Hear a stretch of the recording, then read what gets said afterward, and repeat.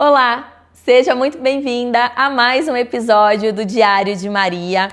E hoje nós vamos começar de forma diferente. Eu quero começar te fazendo uma pergunta. Você já se sentiu comparada com outra mulher? Talvez com uma irmã, uma amiga, uma colega de trabalho, ou às vezes dentro do próprio relacionamento. E isso vai gerando dentro de nós uma sensação silenciosa de que nunca somos a primeira escolha. É por isso que nós vamos conhecer uma das mulheres da Bíblia chamada Lia, que passou por algo muito parecido. Muitas mulheres hoje não estão vivendo, estão tentando provar que são suficientes. É por isso que eu decidi estudar hoje o capítulo 29 de Gênesis, a partir do versículo 25, que conta a história de Lia. Para você entender esse contexto, Jacó, ele saiu ali, fugiu da sua cidade, da sua família. Nós não vamos entrar muito na história de Jacó, tá bom? Só para você entender o contexto. Então, Jacó foge da sua casa depois de roubar a primogenitura do seu irmão mais velho. E aí ele conhece Raquel no caminho para a casa do seu tio Labão. Ele conhece Raquel ali próximo a um poço e a Bíblia fala que ele se apaixonou por Raquel. Então ele chega até a casa de Labão e ele começa a trabalhar, ele começa a viver ali e chega um determinado momento que Labão questiona, fala, viu, você vai trabalhar de graça por quanto tempo, né? Só porque você é meu parente, a gente precisa ajustar um salário para você. E aí Jacó fala para ele, olha, eu gostaria de trabalhar pela sua filha Raquel. E eles fazem um acordo então, que Jacó trabalharia por 7 anos e logo após esses 7 anos ele teria o direito de casar com Raquel. Quando chega os 7 anos, Jacó vai lá falar com Labão. E aí Labão fala, não, tá certo, você trabalhou os 7 anos e agora chegou a hora de você se casar com ela. Só que é aí que a história começa a pegar fogo. Labão faz uma cerimônia ali entre os homens, as mulheres ficam recolhidas. Naquela época as cerimônias tinha muita bebida e até muito tarde. Depois que Jacó já estava assim bem embriagado, que ele foi dormir, Labão levou a sua filha então para consumar o casamento com Jacó. Mas ao invés de levar Raquel, ele levou Lia. E quando o dia amanheceu, que Jacó acordou, ele se assustou quando ele viu que era Lia e não Raquel. E aí ele foi conversar com Labão, né? Ele foi lá tirar satisfação e Labão fala, olha, aqui no nosso povo não é do jeito que você quer que funcione. Primeiro a gente casa a mais velha e depois a mais nova. E a mais velha era Lia. Gente, aqui a história fala que Raquel era uma mulher muito formosa, muito bonita. Já não descreve Lia da mesma forma, mas aí eu vou deixar pra gente abordar essa parte da história um pouquinho mais para frente, com outros ensinamentos. Aí, o que acontece? Jacó fala com Labão e fala assim, mas eu quero casar com Raquel. E aí ele fala, então trabalhe mais 7 anos que eu te dou Raquel por esposa. E é o que acontece. Jacó trabalha mais 7 anos e já consegue o direito, então, e casa-se também com Raquel. Então, Jacó casou com as duas, com Lia e com Raquel. Até aqui, a gente entendeu toda a história, certo? Você já se encolheu para caber em algum lugar? Porque foi isso que Lia fez. O que acontece? Lia começou a ser desprezada, porque quem Jacó amava era Raquel. E Deus viu esse desprezo para com Lia. E a Bíblia fala que Deus abriu a sua madre. Ou seja, abrir a madre significa que Lia era fértil e conseguia ter muitos filhos. Já Raquel, ela era estéril, ela não conseguia ter filhos. Só que mesmo tendo filhos, né, Lia não conseguia ser vista e amada por Jacó. E a cada filho que nascia, ela dava um nome para demonstrar e exemplificar a sua dor. E agora nós vamos começar então a conhecer quais foram os filhos de Lia com Jacó e cada nome que ela deu para esses filhos. O primeiro filho de Lia, ela deu o nome de Rúben, que significava, agora o meu marido me amará. Com isso, Lia achava que tendo esse filho, Jacó mudaria a forma de ver e mudaria o sentimento que tinha por ela. Nós fazemos o mesmo hoje quando tentamos fazer tudo o tempo todo, quando tentamos provar valor o tempo todo, quando entregamos mais do que recebemos, porque aí a gente vai pensando, talvez, se eu fizer isso, agora eu comece a ser valorizada. O segundo filho foi Simeão e Lia dizia, né, com o nome que ela deu para esse filho. Agora o Senhor viu que eu sou desprezada. Aqui a gente começa a entender qual que era a real dor de Lia, que era ser desprezada. Nós fazemos o mesmo hoje quando nos sentimos invisível, sentimos que ninguém reconhece o que estamos fazendo, quando guardamos feridas emocionais silenciosas. E aí a gente pensa, talvez se eu fizer tudo isso, eu seja notada. E logo depois Lia tem Levi, que ela costuma dizer, agora meu marido se unirá a mim. Ou seja, a essa altura do campeonato, no terceiro filho, Jacó ainda não ama Lia, mas ela ainda tem a esperança que ele a veja. Nós fazemos isso hoje quando aceitamos menos do que merecemos, quando insistimos em relações desequilibradas, quando queremos ter amor de alguém que talvez nunca vai nos amar como nós merecemos. E é assim que nós vamos vivendo, tentando conquistar o amor de quem talvez nunca vai nos amar. Lia ainda teve um quarto filho, mas a gente vai aprender sobre ele um pouquinho mais pra frente. Agora eu quero refletir um pouco sobre essas situações com você, tá bom? Agora eu quero voltar com você um pouquinho lá na história das duas, né? A gente vê então, pela passagem bíblica, que Lia tinha filhos. Raquel tinha o amor de Jacó. Uma tinha o que a outra queria. E aí isso começou a gerar atrito entre elas, começou a gerar uma disputa entre elas. E a Bíblia descreve muito que Raquel era uma mulher muito bonita, né, muito formosa. Já Lia é descrita como uma mulher de olhos tenros, que isso pode significar olhos delicados, olhos mais sem brilhos, como alguns estudiosos falam. Então a gente percebe por essa descrição que Lia não tinha a mesma beleza que Raquel.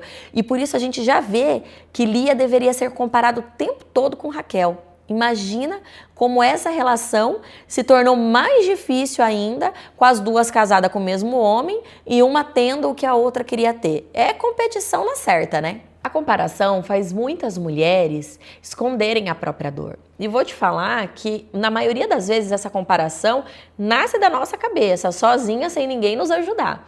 A gente se compara com a aparência da outra, com a maternidade, com o trabalho, status, qualquer coisa, muitas vezes, por emoções fragilizadas, a gente começa a se comparar.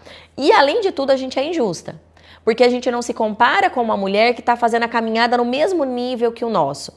Por exemplo, comecei agora na academia, então comecei agora a me alimentar melhor, comecei a ir lá, cuidar do meu corpo, eu estou aprendendo, eu estou em fase de me desenvolver. Só que aí eu chego na academia, tem a mulher que já treina há 5, 6 anos. O corpo dela tá do jeito que eu quero que o meu fique. O que eu começo a fazer? Eu começo a me comparar com ela. Ah, mas meu corpo não tá bom. Ah, mas eu não vou conseguir. Né? E aí a gente começa a fazer um monte de comparação e a gente esquece que ela já tá ali há 5 anos. Olha o caminho que ela percorreu. A gente tá começando. Calma. Não se judia tanto. Né? Tenha paciência. Nós mulheres não nascemos para competir uma com as outras. Nós nascemos para nos unir, para ajudar. E se hoje você está numa posição que as emoções estão melhores, né, mais alinhadas, que você seja a ponte para ajudar a outra mulher a não se comparar. Que você seja espelho, seja exemplo de ajuda, de como ela caminhar, traçando a história dela e não comparando o bastidor dela com o palco da outra. Deixa eu te falar mais uma coisa. Não se esqueça, mulheres curadas levantam outras mulheres. Então, quando a gente começa a fazer essas comparações com outras mulheres, a gente começa a acontecer que a nossa identidade depende da aprovação de alguém. Que a gente só vai ser alguém, ou a gente só vai conseguir fazer algo se determinada pessoa que nós consideramos que está acima, ou pelo menos ali no mesmo nível que o nosso, essa pessoa nos aprovar. Vou te contar uma história particular minha. Eu fiz parte de um grupo de mulheres, um período, e aquela mesa me coube por muito tempo, foi muito bom, mas depois de um período, aquela mesa já não me cabia mais, né? Eu precisava sair daquela mesa, e isso é muito importante, você ter esse discernimento de quando você precisa sair de algumas mesas, né? E sair no tempo certo. Só que dentro de mim, o que eu ficava pensando? Mas se eu sair dessa mesa, Será que as pessoas vão me ver mesmo como uma boa empreendedora? Será que eu vou perder a minha influência na cidade? Será que eu vou ser esquecida? Mas e as pessoas vão comprar de mim? Gente, olha que viagem. Eu não comecei a empreender dentro dessa mesa. Eu estive nessa mesa para colaborar com o que eu sabia, para servir e também para aprender. E o meu tempo ali passou, como o nosso tempo passa em qualquer lugar. Mas a minha identidade estava tão fragilizada e eu estava me comparando tanto com uma série de pessoas que às vezes não tinham a mesma entrega que a minha, que eu comecei a definir a minha identidade por quem me aprovava ou não. Mas graças a Deus, né, eu saí daquela mesa, saí muito bem, com as portas abertas, né? Mas fica aí o ensinamento, quando a gente se compara demais, a gente coloca a nossa identidade em xeque. E às vezes, isso faz a gente perder várias oportunidades. Porque talvez se eu não tivesse saído daquela mesa, eu não estava aqui agora falando com você. Então, meninas, a gente vê aqui que por muito tempo a Lia tentou viver buscando a aprovação de Jacó, buscando o amor dele. A gente vê isso dentro dos nomes que foi dado a cada filho. Mas ela teve o quarto. E o quarto filho ela chamou de Judá. E Judá, ela queria dizer, esta vez louvarei ao Senhor. Você percebe a mudança? Ela fez algo muito forte aqui agora. Ela não falou nada relacionado a Jacó ou ao sentimento que ela tinha de desprezo, de vontade de ter ele. Ela se volta neste momento para Deus. Nós precisamos entender que ser menos escolhidas por alguém não significa ser menos chamadas por Deus. E Lia percebeu algo muito importante que nós precisamos ver urgente. Nós não precisamos ficar buscando a aprovação de alguém. Nós precisamos buscar viver ao lado de Deus. Não se esqueça nunca. A nossa cura começa quando paramos de viver para sermos escolhidas e começamos a viver com Deus. Depois de entendermos toda a história de Lia, de trazermos ela para o nosso momento presente, a gente chega naquela hora que você dá um pause no vídeo se precisar, faz as suas anotações, reflete, né? Se conecte com você, essas perguntas que eu monto, esse momento que nós pensamos aqui do nosso vídeo é realmente para você agora se conectar com a sua história, com você e começar hoje o início da sua transformação. Você tem medido o seu valor pela atenção que você recebe? Existe alguma comparação que fazem com você ou que você mesma está fazendo que ainda fere o seu coração? Em algum momento, você tem se diminuído para caber em lugares que você não deveria mais estar? Você está buscando aprovação humana ou você está atrás do seu propósito divino? Porque deixa eu te falar, tem uma diferença. Por exemplo, nós temos lojas aqui na minha cidade, na região, onde vendemos eletrônicos, eu tenho uma equipe de vendas. E aí, para contextualizar melhor para você entender, às vezes você pode pensar assim, tá, mas que propósito tem no meu trabalho? Que propósito tem no que eu faço? É aí que entra as minhas lojas. Quando eu converso com os meus vendedores, eu sempre falo para eles, gente, vocês acordaram, vocês saíram de casa. Não foi só para vender, mas foi para atender pessoas com humanidade. A gente humaniza o atendimento. Você vai atender pessoas de todas as classes sociais, com todos os tipos de emoções possíveis. Você não sabe o que aquela pessoa passou naquele dia. Então você transforma o ato de vender um produto eletrônico num propósito divino. Porque se você às vezes escuta pelo menos o desabafo da pessoa, porque a gente brinca que vendedor tem um pouco de psicólogo, né? Então, se você escuta um pouco do desabafo da pessoa, você já fez a diferença na vida dela. Às vezes, você consegue falar uma palavrinha, não é evangelizar, não é falar de doutrina. Às vezes, você pode simplesmente olhar para ela e falar assim, olha, mas tenha calma, tenha fé, que Deus vai te abençoar, né? Ore, que Deus pode mudar isso dentro de você. Olha que coisa linda, você transformou uma venda de um produto, um simples ali trabalho, como você estava falando no dia a dia, em algo maior, porque às vezes a pessoa levanta, sai da tua mesa e aquela frase que você falou muda o dia dela. Então essa é a diferença de viver para ter a aprovação das pessoas, que é onde a gente busca ser aprovado o tempo todo, ou a gente viver um propósito divino, tá bom? Então quando você estiver refletindo, pensa aí nesse exemplo que eu te dei. Então para fechar, Talvez você esteja se sentindo como Lia. Eu já me senti assim, né? Às vezes a gente se sente comparada, desvalorizada, esquecida. Ou talvez você não tá mais nessa fase, você já deu à luz ajudada à sua vida, né? No sentido figurado. E aí você pode contribuir para ajudar outras mulheres que ainda estão se sentindo como Lia. E com toda essa história, a maior lição que a gente tira é que talvez nós não seremos a preferência de alguém, mas nós sempre seremos vistas por Deus, Ele sempre intercederá por nós. E antes de dar tchau, vamos fazer a nossa oração. Talvez hoje você esteja se sentindo como Lia, esquecida, desprezada, está buscando aprovação, está se comparando demais. Ou talvez hoje, como eu falei aqui um pouquinho antes, você já está em outro nível, você já entendeu o seu papel, o seu propósito, você está bem, está com as emoções alinhadas. Independente de qual mulher você é nesse momento, eu quero te pedir licença para orar por você, pedir que você abaixe a sua cabeça, feche os seus olhos, coloque a sua mão em sinal de receber, porque nós vamos orar, tá bom? Senhor, estamos aqui na Tua presença para te agradecer, Pai, por cada mulher que está assistindo o vídeo nesse momento.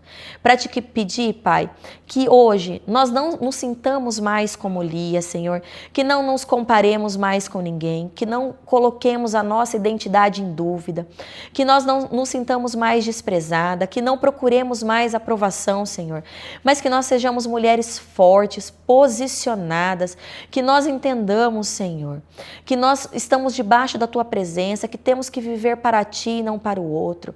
E que cada mulher, Pai, que esteja assistindo esse vídeo, que já esteja forte e curada, seja ponte, Senhor, para dar a mão para outra mulher, para guiar, para servir e para ajudar. Senhor, nos tira desse lugar de comparação, de medo, de desvalorização e nos leva, Senhor, para um lugar de filhas amadas, adoradas, fortes e com total ciência de quem nós somos na Tua presença.